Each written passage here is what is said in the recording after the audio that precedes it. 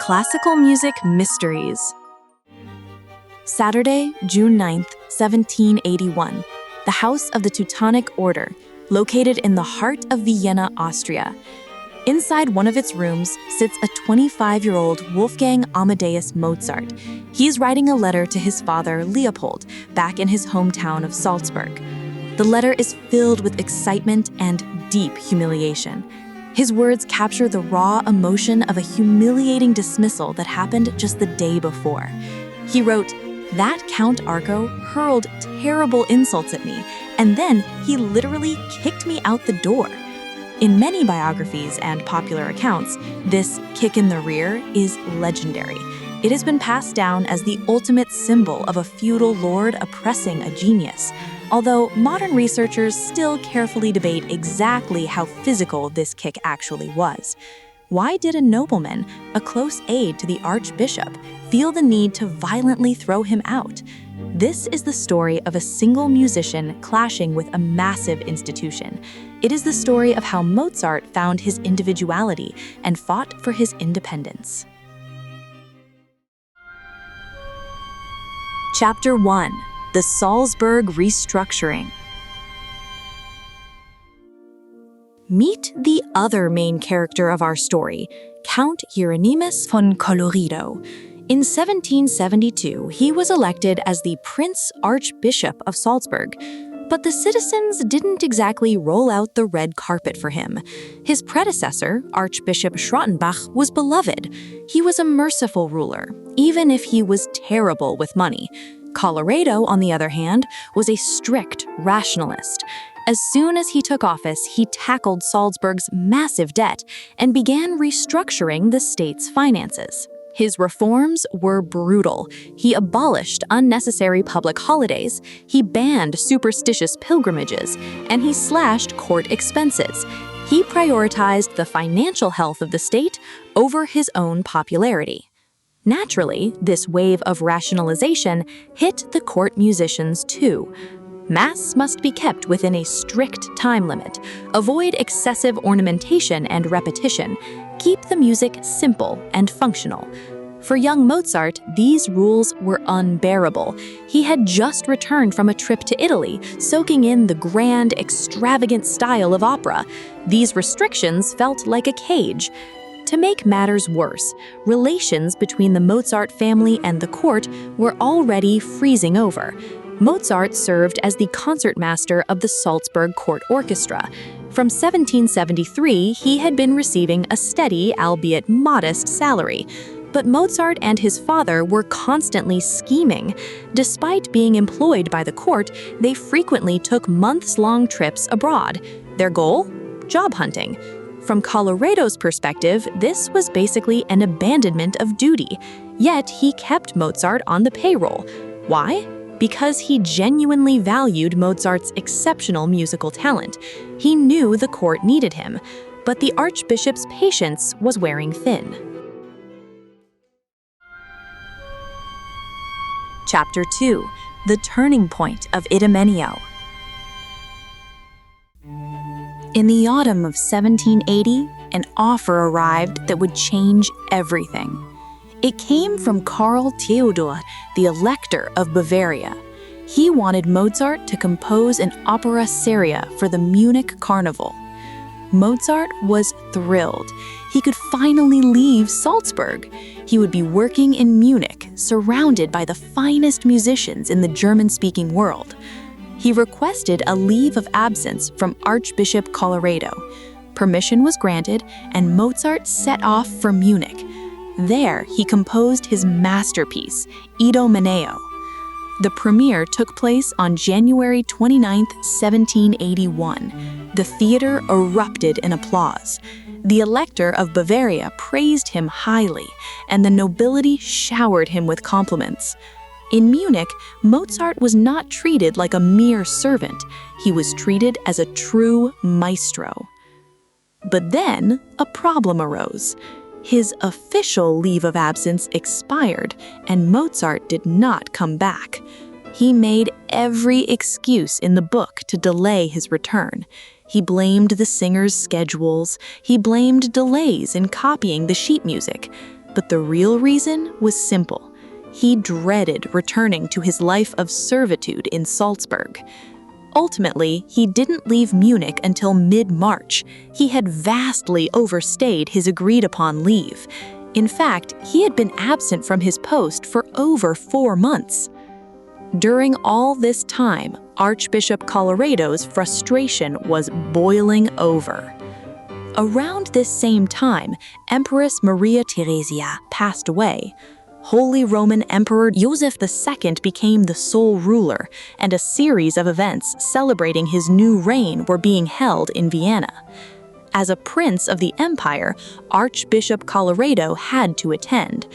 Colloredo issued a strict order to Mozart through his father. Do not return to Salzburg. Report immediately to my residence in Vienna. Chapter 3. The Servants' Rebellion. March 16, 1781, Vienna. Mozart arrived at the house of the Teutonic Order, located right next to St. Stephen's Cathedral. This was Archbishop Colloredo's quarters in Vienna. But what awaited him was deeply humiliating. Mozart detailed his treatment in a letter dated March 17th. "Lunch is at 11:30, he wrote, and I am seated with the Archbishop's 2 valets and the cooks. Just weeks earlier, this man was mingling with electors and counts in Munich. He was adored and showered with applause. Now the Archbishop was treating him like a lowly servant. Technically, Mozart was a salaried employee. Entertaining his master's guests was simply part of his job. At evening gatherings hosting Vienna's elite, Mozart was ordered to perform for 0 extra pay. But Mozart's exploding frustration wasn't just about money.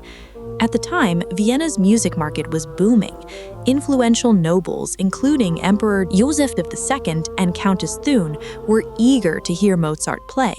If he could just perform at outside public concerts, he could easily earn months' worth of salary in a single night.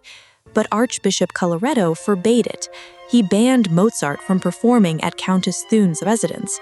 Furthermore, he initially refused to let him play at a charity concert organized by the Tong-Kilster Societet, Vienna's Society of Musicians. To Mozart, this felt like pure spite. Yet, from the Archbishop's point of view, Mozart was on official business for Salzburg. Taking side jobs was out of the question. Based on the employment customs of the day, Colloredo was technically in the right. This standoff dragged on for about 2 months. Mozart began writing furious letters to his father. "He is a stingy scoundrel," he raged. "The Archbishop is standing in the way of my good fortune here." Finally, in early June, during a meeting at the House of the Teutonic Order, the situation reached its breaking point. Mozart was seen as neglecting his duties. In response, the Archbishop, or possibly his aide, Count Arco, showered Mozart with abusive language. They used derogatory terms typically reserved for the lower classes. Scoundrel, rascal, idiot. These humiliating insults were the final straw. Mozart firmly decided to demand his dismissal. Chapter 4. Count Arco's Boot.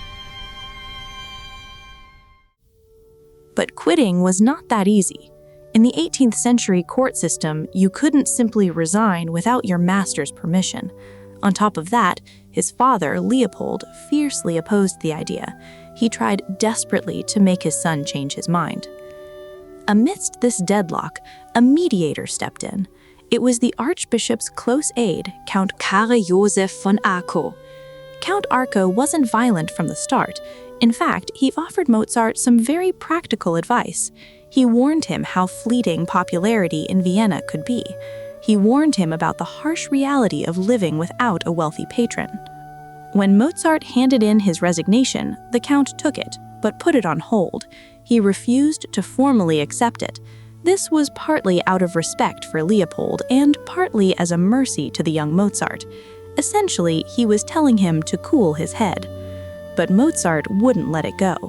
On May 9th and repeatedly afterward, he relentlessly demanded to be released from his position. He had made up his mind never to return to Salzburg. The tantalizing promise of success in Vienna had made him bold. Then came June 8th. Mozart returned to the house of the Teutonic Order.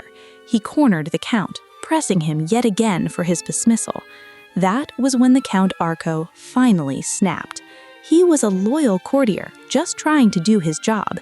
He had no obligation to entertain the stubborn demands of a lowly musician any longer. The Count yelled at him, calling him a good-for-nothing and a punk.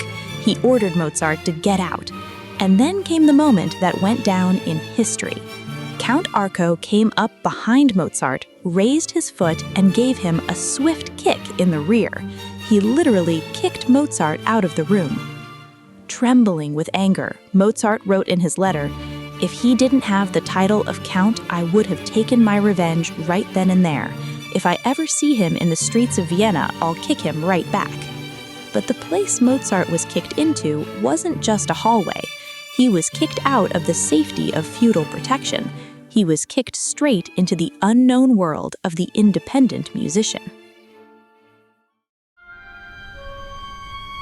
Epilogue: The Price of Freedom and the Glory. Following the incident, Mozart was officially dismissed, and so a massive turning point in Western music history occurred.